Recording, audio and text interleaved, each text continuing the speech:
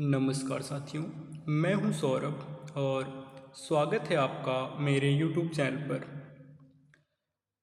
अगर आप पीएचडी में प्रवेश ले चुके हैं या प्रवेश लेने की तैयारी कर रहे हैं तो आपने ज़रूर एक शब्द बार बार सुना होगा, सिनॉप्सिस। बहुत से शोधार्थी इसे बनाते समय उलझ जाते हैं। न समझ आता है कि इसमें क्या क्या होना चाहिए, न यह कि किस क्रम में लिखें। आज के इस वीडियो में मैं आपको बिल्कुल शुरू से अंत तक स्टेप बाय स्टेप पूरी प्रक्रिया समझाऊंगा ताकि आप अपनी सिनॉप्सिस आत्मविश्वास के साथ सही ढंग से तैयार कर सकें। आज की वीडियो का विषय है पीएचडी हेतु सिनॉप्सिस कैसे तैयार करें। यह संपूर्ण वीडियो इसी संदर्भ में है। सबसे पहले यह समझ लेते हैं कि सिनॉप्सिस होती क्या है। सीधी भाषा में सिनॉप्सिस आपके शोध कार्य का प्रारंभिक खाका यानी ब्लूप्रिंट होती है। इसमें आपके शोध के उद्देश्य, समस्या, शोध प्रश्न, पद्धति, स्रोत, अध्याय योजना और अपेक्षित निष्कर्ष, इन सब का संक्षिप्त और व्यवस्थित विवरण होता है। और इसे बहुत ही सरलता से समझने के लिए एक उदाहरण याद रखिए। जिस तरह किसी भवन का निर्माण शुरू करने से पहले उसका नक्शा तैयार किया जाता है, ठीक उसी तरह शोध शुरू करने से पहले सिनॉप्सिस तैयार की जाती है। यह उपमा हमेशा याद रखिएगा, यही सिनॉप्सिस के पूरे उद्देश्य को एक वाक्य में समेट देती है। खैर, प्रश्न ये आता है कि सिनॉप्सिस क्यों आवश्यक है, तो ये इतना ज़रूरी क्यों है ना। तो 5 कारण समझिए। पहला, यह आपके शोध की दिशा तय करता है। दूसरा, यह शोध की व्यवहारिकता को स्पष्ट करती है, यानी क्या विषय वास्तव में शोध योग्य है या नहीं। तीसरा, यह आपके शोध निर्देशक को आपका शोध समझने में मदद करती है, जिससे आपका जो सुपरवाइजर है वो समझ पाए कि जो भावी शोधार्थी हमारे पास आया है वो क्या करना चाहता है, उसका उद्देश्य क्या है। चौथा, विश्वविद्यालय को आपके शोध की गुणवत्ता आंकने का आधार यही सिनॉप्सिस ही देती है। और पांचवा जो है वो ये होगा कि व्यवहारिक रूप से प्रवेश, रजिस्ट्रेशन और सिनॉप्सिस प्रेजेंटेशन, इन तीनों चरणों में इसकी आवश्यकता पड़ती है। किसकी? सिनॉप्सिस की। आगे बढ़ते हैं। बहुत से नए शोधार्थी सिनॉप्सिस और थीसिस को लेकर भ्रमित हो जाते हैं। तो आइए यह अंतर स्पष्ट कर लेते हैं कि सिनॉप्सिस और थीसिस में क्या अंतर है। सिनॉप्सिस जो होता है वो सामान्यतः 10 से 30 पृष्ठों, मतलब 30 तो बहुत ज़्यादा हो जाता है, फिर भी 12-14 पृष्ठों की होती है। यह शोध शुरू होने से पहले तैयार की जाती है। यह सिर्फ आपकी योजना और भविष्यकाल में लिखी गई है, मतलब आप भविष्य में क्या करने वाले हैं इसका एक ब्लूप्रिंट होता है बस। जबकि थीसिस जो है वो 200 से 400 पृष्ठों तक की होती है। विषय के अनुसार यह शोध पूर्ण होने के बाद लिखी जाती है। इसमें आपके वास्तविक अंतिम निष्कर्ष भी शामिल होते हैं। किसमें? थीसिस में। यानी अगर हम संक्षेप में कहें तो सिनॉप्सिस है मतलब मैं क्या करने वाला हूँ, और थीसिस है कि मैंने क्या कर दिखाया।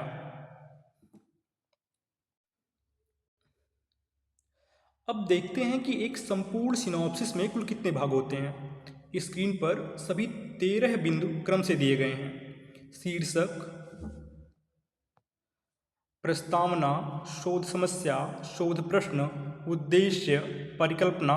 परिकल्पना कभी कहीं कहीं नहीं मांगते हैं और कहीं कहीं मांगते हैं, तो मैंने कुछ अधूरा ना रहे इसलिए मैंने परिकल्पना भी रख दिया है। साहित्य समीक्षा, रिसर्च गैप, शोध पद्धति, स्रोत, अध्याय योजना, अपेक्षित निष्कर्ष और संदर्भ सूची। घबराइए मत, आज के इस वीडियो में हम इन 13 भागों को एक एक करके उदाहरण सहित समझेंगे। तो चलिए पहले भाग से हम आरंभ करते हैं। पहला भाग है शीर्षक। सिनॉप्सिस का पहला और सबसे महत्वपूर्ण भाग है शीर्षक। एक अच्छे शीर्षक की 5 विशेषताएं होनी चाहिए। वह स्पष्ट हो, मतलब क्लियर हो, वो क्या है, क्यों है, ये चीज़ें साफ हो। संक्षिप्त हो, मतलब छोटा हो, बहुत बड़ा ना हो।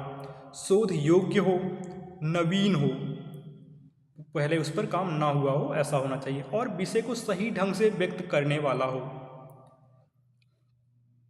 उदाहरण को धीरे मतलब अगर हम उदाहरण के रूप में देखें तो उपनिषदिक चेतना और आधुनिक हिंदी उपन्यास एक आलोचनात्मक अध्ययन, ये मेरा खुद का विषय रहा है एक बार, तो ये एक अच्छा विषय है। ध्यान दीजिए, यह शीर्षक बताता है कि विषय क्या है, दृष्टिकोण क्या है और दायरा क्या है। यही एक आदर्श शीर्षक की पहचान होती है। शीर्षक के बाद आता है प्रस्तावना। प्रस्तावना में आपको 5 चीज़ शामिल करनी चाहिए। क्या क्या? तो विषय का परिचय, वर्तमान संदर्भ, विषय की आवश्यकता, शोध का महत्व, संद और शोध की पृष्ठभूमि। पर एक बात हमेशा ध्यान रखिए, प्रस्तावना केवल जानकारी देने के लिए नहीं होती। इसका असली काम है यह सिद्ध करना कि आपके इस शोध की आवश्यकता क्यों है। बहुत से विद्यार्थी इस भाग में सिर्फ विषय का परिचय देते हैं और वो यहीं चूक जाते हैं।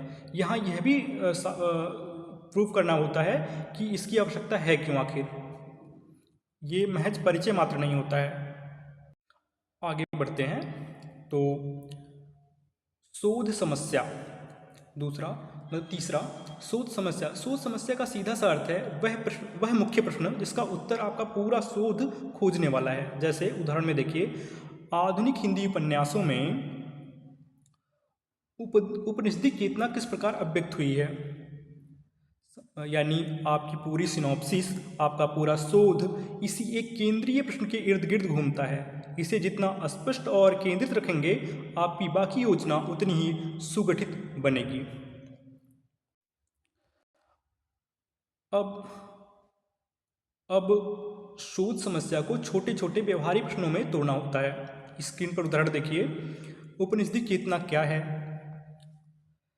आधुनिक हिंदी उपन्यासों में इसका स्वरूप क्या है, किन उपन्यासकारों पर इसका प्रभाव है और इसका साहित्यिक महत्व क्या है।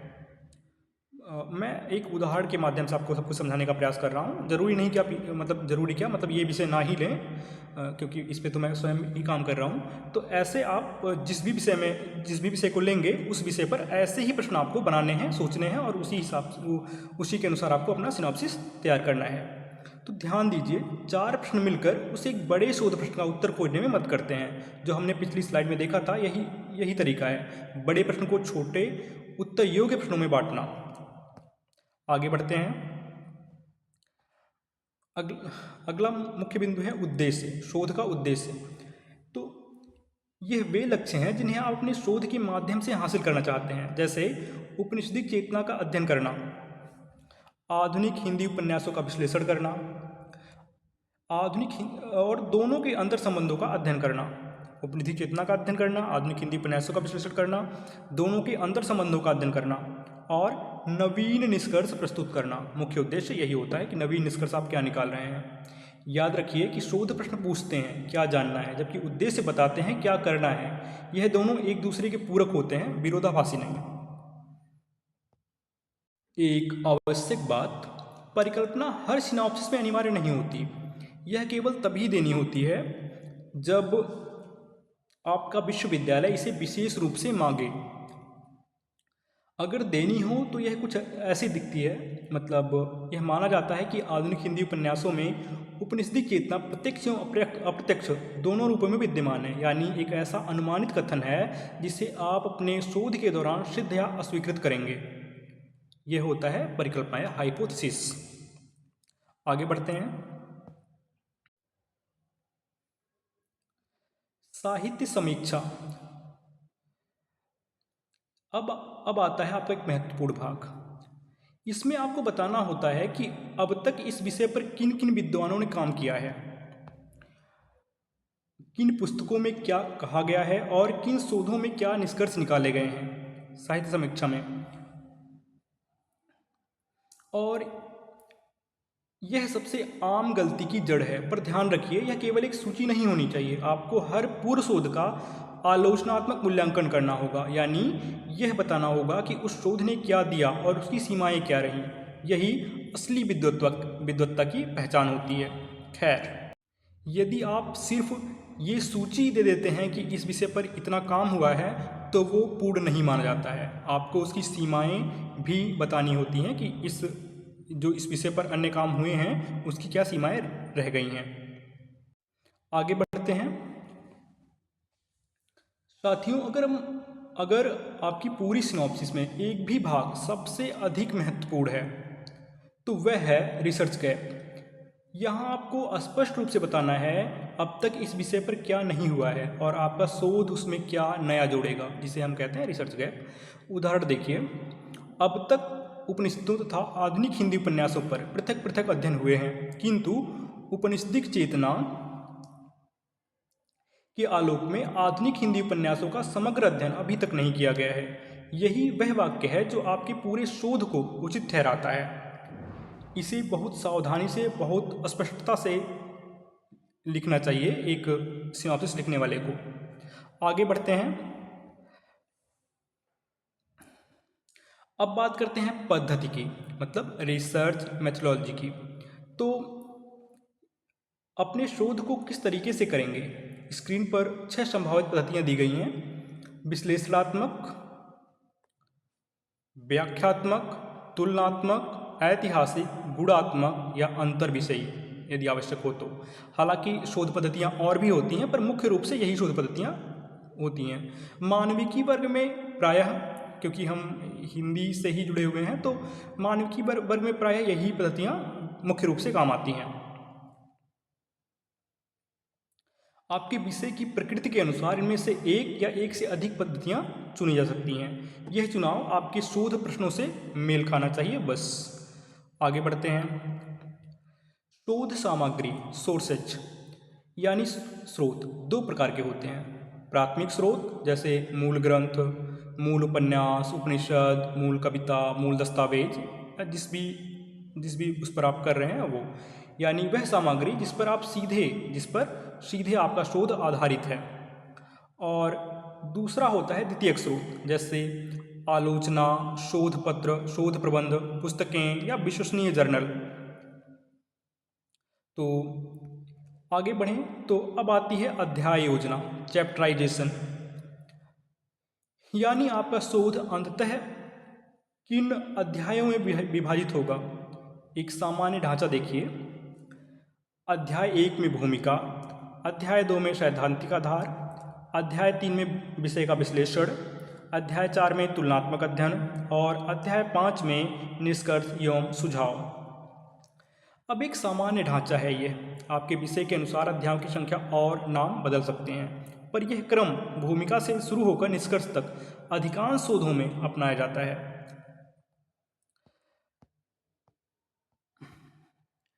इस भाग में आपको यह बताना होगा कि आपके शोध में, मतलब आपके शोध से क्या हासिल होने की उम्मीद है। अपेक्षित निष्कर्ष में आपको यह बताना होगा कि आपके शोध से अंततः क्या अपेक्षित निष्कर्ष प्राप्त होगा, क्या नए तथ्य सामने आएंगे, विषय की नई व्याख्या क्या होगी, भविष्य के शोध को क्या नई दिशा मिलेगी और संबंधित साहित्य कैसे समृद्ध होगा। ध्यान रखिए, यह अनुमानित निष्कर्ष है, आपने अभी शोध पूरा नहीं किया, इसलिए यहाँ आप यह बता रहे हैं कि आपको क्या मिलने की संभावना है। आप किसी भी निश्चित परिणाम पर नहीं पहुँच रहे हैं, क्योंकि अभी सब कुछ महज संभावनाओं में ही निहित है। खैर, अंतिम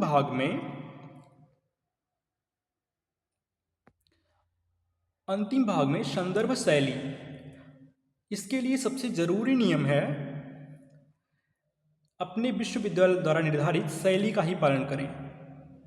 हालांकि शैलियाँ कई प्रकार की हैं, जो संदर्भ शैली लिखने के तरीके हैं वो कई हैं, जैसे MLA, APA, शिकागो या कुछ अन्य विश्वविद्यालय अन्य शैलियाँ अपनाते हैं। मतलब विश्वविद्यालय नहीं, ये एक मतलब मुख्य रूप से 6-7 शैलियाँ हैं, अधिकांश MLA का ही यूज करते हैं। तो अपने विभाग या रिसर्च सेल से यह अवश्य पता कर लें कि आपके विश्वविद्यालय में कौन सी शैली अनिवार्य है। हालांकि अधिकतर विश्वविद्यालय सिनॉप्सिस के लिए ऐसी कोई विशेष शैली के लिए आग्रह नहीं करते हैं, आप जिसमें भी ले जाएंगे वो स्वीकार करते हैं, बस किसी एक शैली में ही संपूर्ण संदर्भ सूची तैयार हो। तो ये थी सिनॉप्सिस के सभी 13 भाग, और अब बात करते हैं कुछ जरूरी सावधानियों की। अब मैं आपको 7 ऐसी सामान्य गलतियां बताता हूं जो अक्सर शोधार्थी सिनॉप्सिस बनाते समय कर बैठते हैं। इंटरनेट से अधिक कॉपी पेस्ट करना, मतलब जब शोधार्थी या भावी शोधार्थी जब सिनॉप्सिस तैयार करता है तो वो इंटरनेट से अधिकतर कंटेंट उठा के कॉपी पेस्ट कर देता है और उसे ऐसा भ्रम होता है कि नहीं, हमने सिनॉप्सिस बहुत अच्छे से बना लिया है। बहुत बड़ा शीर्षक रखना, दूसरा जो बड़ी गलती होती है, दूसरी बड़ी गलती वो बहुत बड़ा शीर्षक रखने की होती है। तीसरी, साहित्य समीक्षा न देखना। चौथा, रिसर्च गैप का स्पष्ट रूप से ना बता पाना। ये सबसे बड़ी गलती मानी जाती है कि आप का रिसर्च गैप क्या है, मतलब आप किस अंततः क्या निकालना चाहते हैं, क्या कमी रह गई है जिसे आप फुलफिल करना चाह रहे हैं। स्रोतों का उल्लेख न करना, ये भी एक बड़ी गलती है।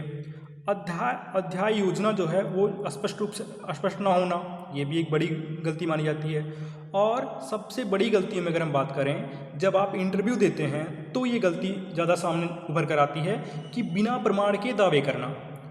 क्योंकि जो हमारे सम्मुख बैठा हुआ है प्रोफेसर है, वो यूं ही तो प्रोफेसर नहीं है, वो उसे अनुभव भी है और विषयों का ज्ञान भी है। तो यदि आप बिना प्रमाण के दावे करेंगे तो वो आपको क्षण भर में समझ लेगा और फिर जो आप नहीं चाहते हैं वैसा ही कुछ परिणाम आ सकता है। इसलिए इनमें से कोई भी एक गलती आपकी सिनॉप्सिस को कमज़ोर बना सकती है। तो इन्हें ध्यान से नोट कर लीजिए और अपनी सिनॉप्सिस बनाते समय बार बार जांच लीजिए। और अंत में 5 बेहद उपयोगी सुझाव। पहला, अपने विश्वविद्यालय के निर्धारित फॉर्मेट का पालन करें। किस फॉर्मेट में मांग रहा है उसका ध्यान रखें। जैसे जब मैं पहली बार इंदिरा गांधी नेशनल ट्राइबल यूनिवर्सिटी अमरकंटक में इंटरव्यू देने गया था तो उन्होंने साफ साफ कह रखा था, मतलब उसमें दिशा निर्देश वाले कॉलम में उन्होंने लिख रखा था कि 5 से 6 पेज का ही आपका सिनॉप्सिस होना चाहिए। तो हालांकि इतना छोटा सिनॉप्सिस बनाना थोड़ा कठिन है क्योंकि फिर सारी बातें नहीं आ पाती हैं, लेकिन फिर भी यदि उन्होंने निर्देश दे रखे हैं तो उसका आपको पालन करना ही होगा, तो इसका ध्यान रखें। दूसरा है, विषय चयन में नवीनता रखें। आपका विषय नया होना चाहिए और इस पर पूर्व में काम ना हुआ हो। तीसरा है, विश्वसनीय स्रोतों का उपयोग करें। आपने जो तथ्य सिनॉप्सिस में लिखे हैं वो विश्वसनीय हों, किसी प्रसिद्ध पत्रिका से हों या अच्छी पुस्तकों से हों। ऐसी पुस्तकों से ना हों जिन्हें कोई नहीं जानता है या जिन्हें जिन्हें वास्तविक स्रोत ना माना जाए। ऐसे पुस्तकों से या ऐसे पत्रिकाओं से, ऐसे जर्नल से आप तथ्य ना उठाएं। और चौथा है, अपने शोध निर्देशक से नियमित चर्चा करते रहें। हालांकि अगर आप एडमिशन के लिए इंटरव्यू दे रहे हैं तब तो आप शोध निर्देशक से चर्चा नहीं ही कर सकते हैं, क्योंकि तब तो आपके पास शोध निर्देशक होगा ही नहीं। तो अपने सीनियर्स से इस विषय में चर्चा कर सकते हैं। और अगर हम पांचवी सबसे महत्वपूर्ण सुझाव की बात करें तो वो ये होगा कि सिनॉप्सिस जो है वो स्वयं लिखिए। किसी अन्य के सिनॉप्सिस से या किसी अन्य के द्वारा लिखे गए सिनॉप्सिस को लेकर ना जाएं, क्योंकि जिस सिनॉप्सिस को आपने स्वयं लिखा होगा उस पर आपकी समझ भी होगी, पकड़ भी होगी और उससे आप अच्छे से प्रेजेंट भी कर पाएंगे। उस पर पूछे गए प्रश्नों का आप सही सटीक उत्तर भी दे पाएंगे। यदि आपने किसी अन्य व्यक्ति से अपना सिनॉप्सिस लिखवा रखा है तो फिर आप से जब प्रश्न पूछे जाएंगे या आप प्रेजेंट करेंगे उस सिनॉप्सिस को तो आप बेहतर रूप से प्रेजेंट नहीं कर पाएंगे। एआई या इंटरनेट की सामग्री का उपयोग जो है केवल एक सहायक उपकरण के रूप में कीजिए और जो भी जानकारी लें उसका तथ्य सत्यापन अवश्य कीजिए। आवश्यक नहीं है कि एआई या चैट जीपीटी या जो भी ऐप्स के थ्रू आप जानकारी ले रहे हैं वो वास्तविक हो, ये बिल्कुल भी ज़रूरी नहीं है। इसलिए आपकी जिम्मेदारी है, आपका दायित्व है कि इसे प्रमाणिक और मौलिक रखने का पूरा प्रयत्न करें। आगे बढ़ते हैं।